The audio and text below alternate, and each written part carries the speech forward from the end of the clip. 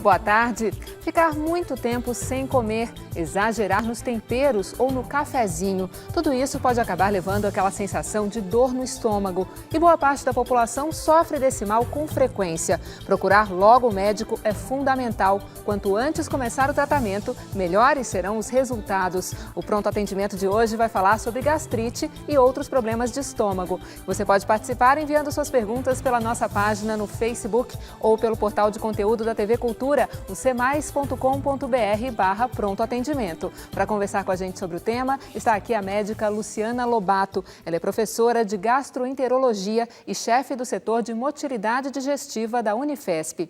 Boa tarde, Luciana, tudo bem? Boa tarde, Patrícia. Tudo ótimo. Muito obrigada pela sua presença. Obrigada pelo convite. E olha só, quem nunca teve pelo menos um episódio de dor no estômago? Estudos indicam que quase 70% da população já sofreu com esse problema pelo menos uma vez na vida. Mas especialistas alertam, apesar de parecerem sem importância, incômodos como a azia, por exemplo, precisam de tratamento adequado. Frank já fez pelo menos 20 exames de endoscopia. Os últimos mostraram um problema pouco comum, um defeito na válvula do estômago dele. Neste exame, identificou que o meu esôfago ele já estava um pouco irritado, não chegava a estar ferido, mas estava muito irritado, que é o primeiro, que é o diagnóstico mais correto da esofagite, do refluxo. O uso de remédios para diminuir a acidez e evitar as azias crônicas é diário. Por enquanto, o administrador descartou a cirurgia de correção. É uma cirurgia que não ia me dar a garantia de que eu ia ficar 100% com o meu problema solucionado. Ela tem um pós-operatório, apesar de não ser tão complicado, mas ele é difícil, porque você alimenta muito devagar, você alimenta de uma forma mais líquida. Você tem soluços que incomodam para dormir. O incômodo da queimação no estômago é o mesmo que José de Andrade sente.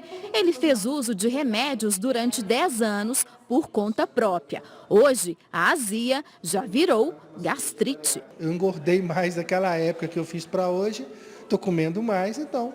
Infelizmente, o estômago reclama. O caso da Virgínia é o mesmo, gastrite. Dor inicial é uma sensação de fome, uma sensação de incômodo e quase que uma cólica abdominal. Só que ela faz controle. Alguns alimentos são evitados durante as refeições. Até a ansiedade e o estresse interferem no tratamento. Tem que estar sob controle a alimentação e também o seu estresse diário, que é bastante difícil, né? Doutora Luciana, quais são as principais causas aí para problemas de estômago, como a gastrite? As principais causas, Patrícia, são o uso de medicamentos, principalmente analgésicos, anti-inflamatórios, antibióticos, imunossupressores, a infecção crônica pelo H. pylori, que é muito comum em nosso meio, 70% da população tem isso, o uso ou abuso do álcool, a infecção aguda durante episódios de intoxicação alimentar e, mais raramente, o acometimento do estômago por outras doenças de outras partes do corpo, como a doença inflamatória do intestino, e até a AIDS. H. pylori, que é uma bactéria, é isso? É uma bactéria que foi descoberta há alguns anos atrás, ser muito importante na gênese não só da gastrite, como também da úlcera.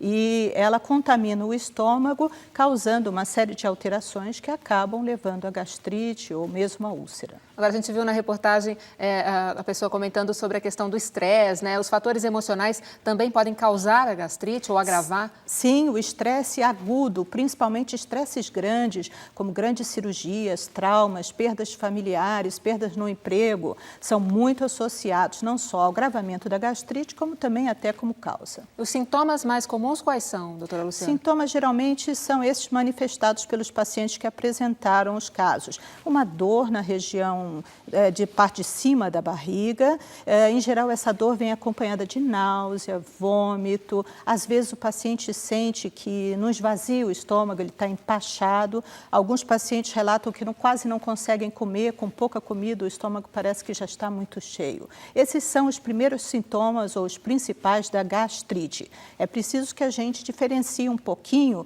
a gastrite do refluxo. A azia que foi falada, na realidade, ela é um sintoma que é uma queimação que sobe por essa região e ela é mais associada à doença do refluxo. Não tem a ver com a gastrite? Propriamente não. A gastrite é uma queimação nessa região do estômago. E como é que é o tratamento, doutora Luciana?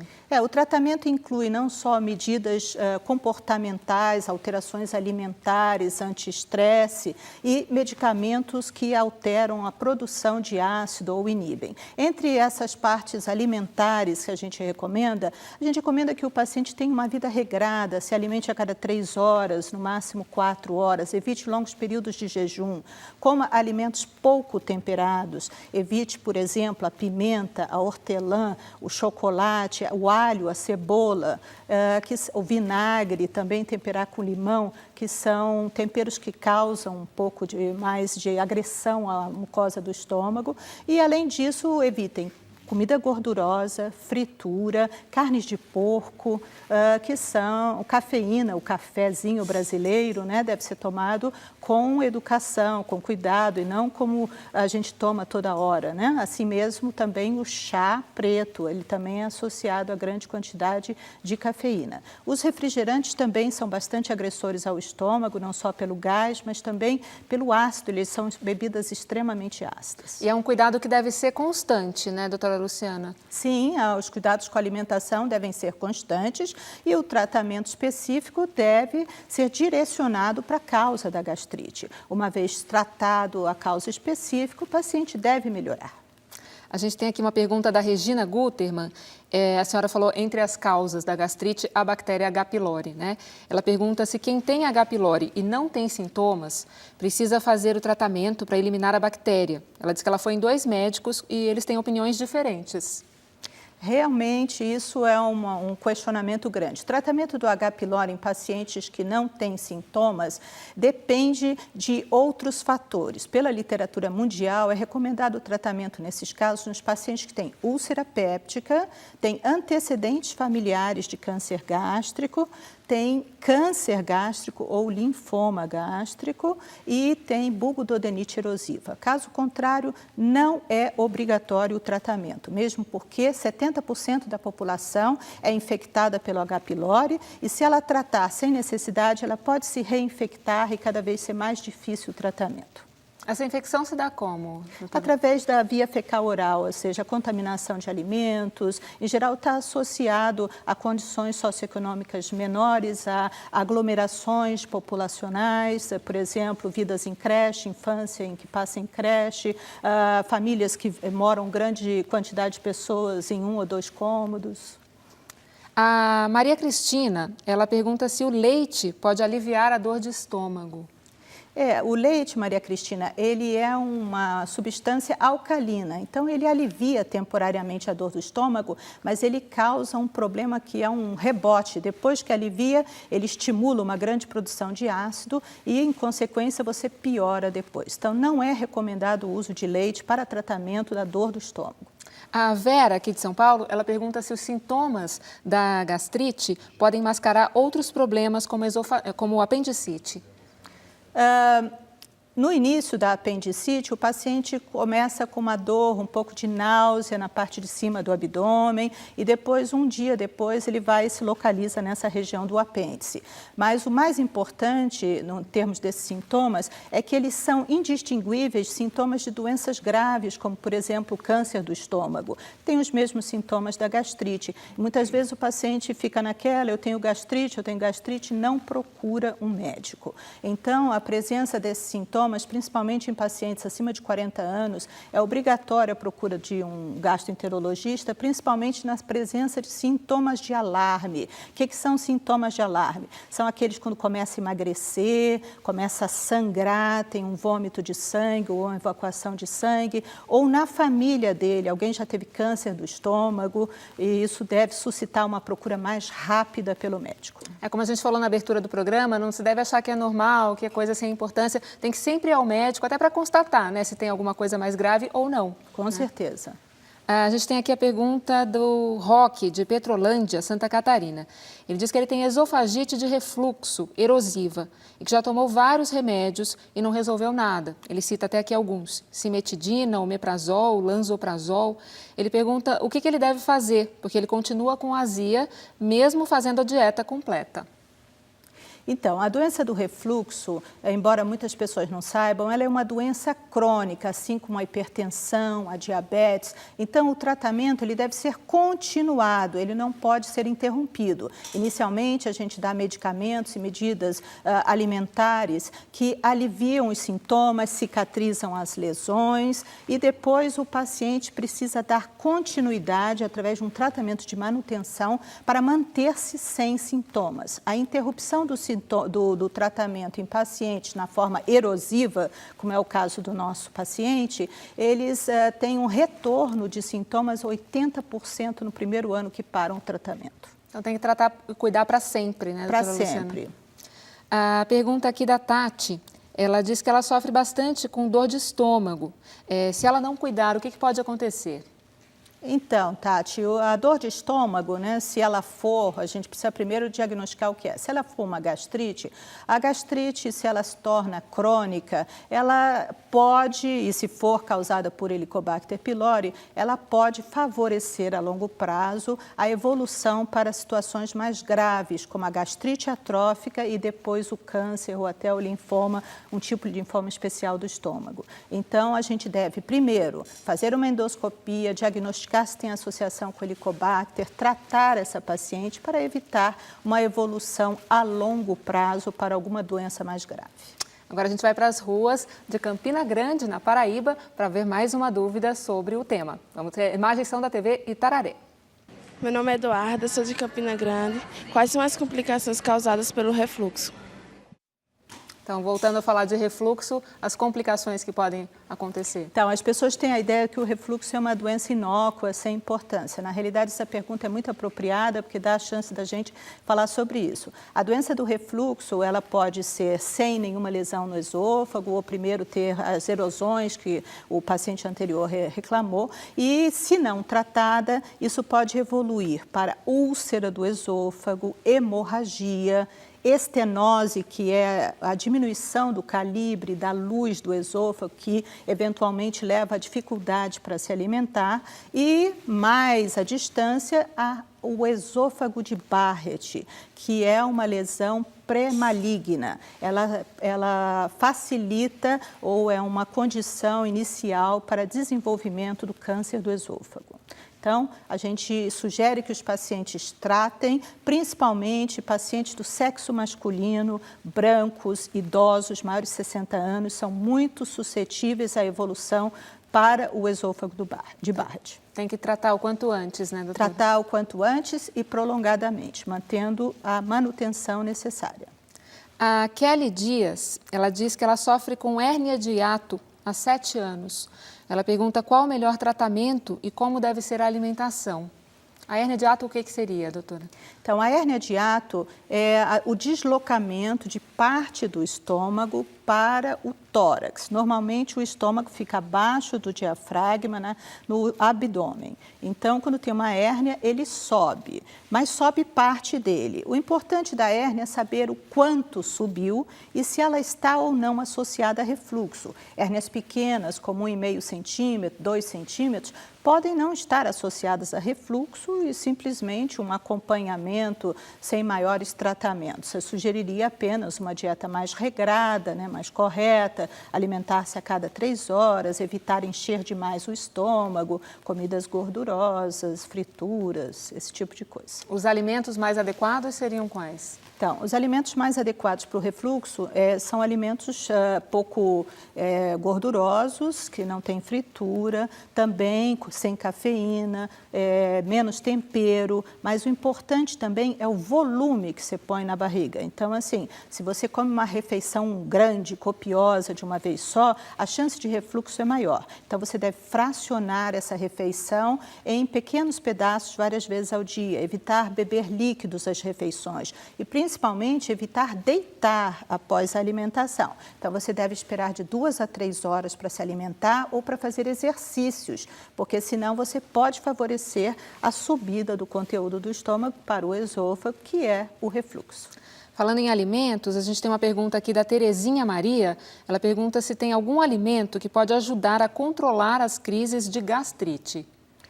Não existe um alimento específico, existe toda uma conduta geral, né, que é evitar a cafeína, bebidas alcoólicas, refrigerantes, alimentos gordurosos, dar preferência a carnes magras, brancas, batata, arroz, alimentos pouco temperados, evitar excessos de alho, de cebola, de óleo, mesmo azeite. Os pacientes têm a ideia que o azeite não é uma gordura. Na realidade, ele é uma gordura. Então, deve-se evitar a grande quantidade de azeite, evitar utilizar limão e vinagre no tempero dos alimentos. Isso como um todo, não existe um alimento específico que protege o estômago, mas esses alimentos mais leves são os ideais para esses pacientes.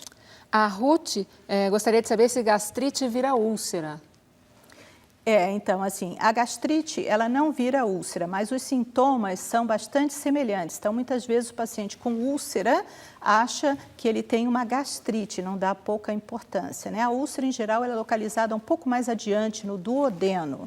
Mas existem também úlceras gástricas, e essas são mais perigosas porque elas devem ser investigadas para a presença de câncer. Existem cânceres que são ulcerados e inicialmente são diagnosticados como úlcera. Mas são casos específicos. Específicos, então, que devem ser avaliados na endoscopia.